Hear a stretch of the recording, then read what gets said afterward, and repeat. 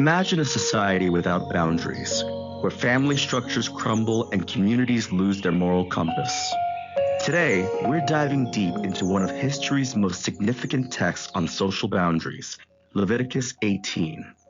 We'll explore how these ancient guidelines on holiness, family protection, and community safety still echo in modern discussions about ethics and society.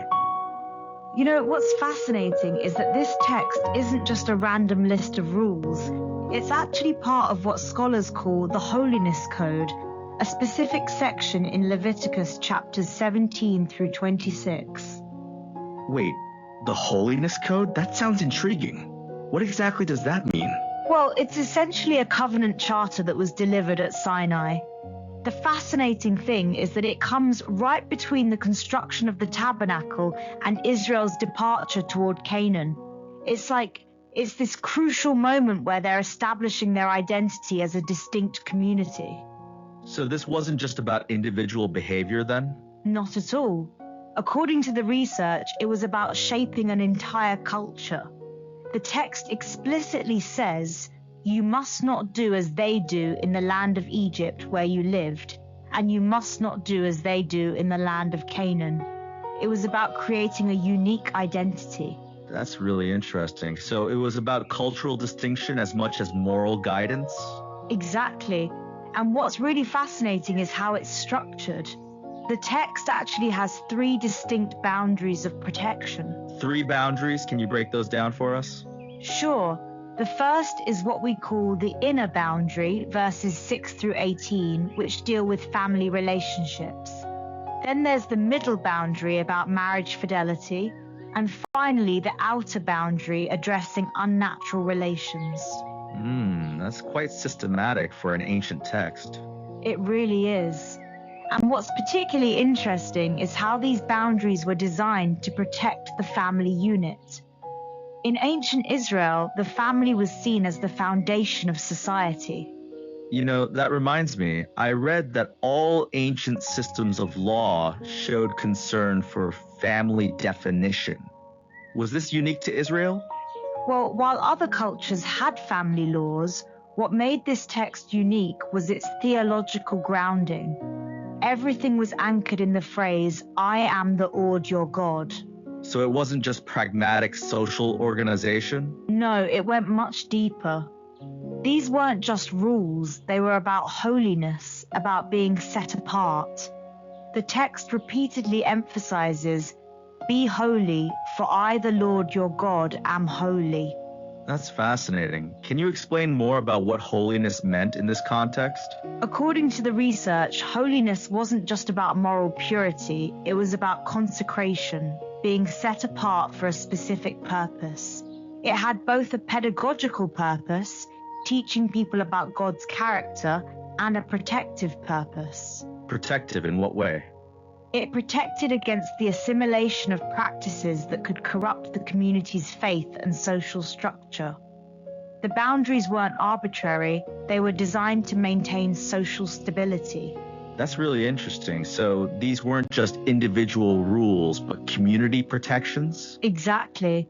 And what's particularly fascinating is how these guidelines affected the entire community's culture. They weren't just about personal behavior, they were about shaping the entire society. You mentioned earlier about the 3 boundaries. Can we dig deeper into how they protected families? Sure. Take the inner boundary, for example. It protected against practices that could create rivalry and tension within families. There's actually a specific prohibition against marrying 2 sisters because it could lead to household conflict. Oh, that's interesting. So it was really practical in terms of family harmony? Absolutely. And modern behavioral research actually corroborates this wisdom. Studies of polygamous societies show higher household conflict and diminished maternal well-being. That's fascinating how ancient wisdom aligns with modern research. Yes, and it goes even deeper. The text was actually progressive for its time in how it protected vulnerable family members. Progressive? How so? Well, while other ancient Near Eastern cultures often commodified women, these laws safeguarded each woman's dignity and protected inheritance lines. That's really interesting. What about the middle boundary you mentioned earlier? The middle boundary focused on marriage fidelity. What's fascinating is that in ancient Israel, sexual relations were inherently connected to marriage. There wasn't even a concept of premarital sex. Wait, really? How did that work? According to Exodus 22, if a man had relations with an unmarried woman, it was considered an act of marriage unless her father intervened. It was a completely different mindset from our modern separation of sexuality and marriage. That's quite a contrast with modern views. Indeed. And this connection between sexuality and marriage wasn't arbitrary. It was designed to create stable family units as the foundation of society. And what about the outer boundary? How did that protect the community? The outer boundary dealt with what the text considered unnatural relations. It was about maintaining clear distinctions and preventing practices that could destabilize the community's social structure.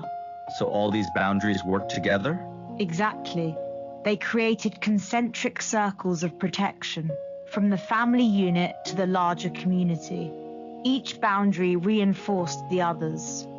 You mentioned earlier about this being part of a covenant. How did that aspect work? The covenant context is crucial.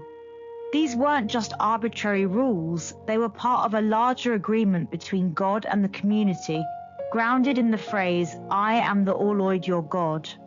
And this affected how people viewed these boundaries? Absolutely.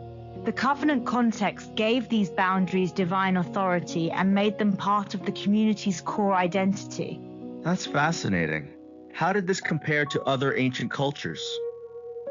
Well, while other cultures like Egypt and Canaan had their own laws, what made this unique was its comprehensive approach to community holiness. It wasn't just about individual behavior, it was about creating a distinct society. So it was really about community transformation? Exactly. And what's particularly interesting is how these boundaries were meant to shape culture. They weren't just restrictive, they were constructive, designed to build something new. That's a really important distinction. Not just restrictions, but positive construction. Yes, and this constructive aspect was particularly evident in how it protected vulnerable members of society. These weren't just rules, they were safeguards. Can you give an example of that protection? Sure. The text specifically protected against practices that could lead to exploitation or family instability. It recognized that strong families create strong communities. That's really interesting how it connected individual, family, and community well-being. Absolutely. And this interconnection was revolutionary for its time. It wasn't just about personal holiness, it was about creating a holy community. So what can we learn from this ancient text about community building? Well, one key lesson is that boundaries aren't just restrictive, they're protective and constructive. They help create stable families and communities. That's a really important insight. And what's particularly relevant is how these boundaries were designed to protect the vulnerable and promote social stability. That's something we still grapple with today. It seems like there's a lot we can learn from this ancient wisdom. Absolutely. The text shows us that healthy communities need clear boundaries, protection for vulnerable members, and a shared sense of purpose. And these principles still resonate today? They do. While our context is different, the need for protective boundaries and stable family structures remains crucial for community well-being. So what's the key takeaway for our listeners? I think it's that boundaries, when properly understood, aren't just restrictions. They're foundations for building healthy communities and protecting vulnerable members of society. That's really powerful. Any final thoughts? Yes, these ancient guidelines remind us that community well-being requires both clear boundaries and a shared commitment to protecting all members of society. Well, that brings us to the end of today's episode of Co-Pilot Podcasts. Remember, boundaries aren't barriers. They're the foundation of healthy communities. Thanks for listening.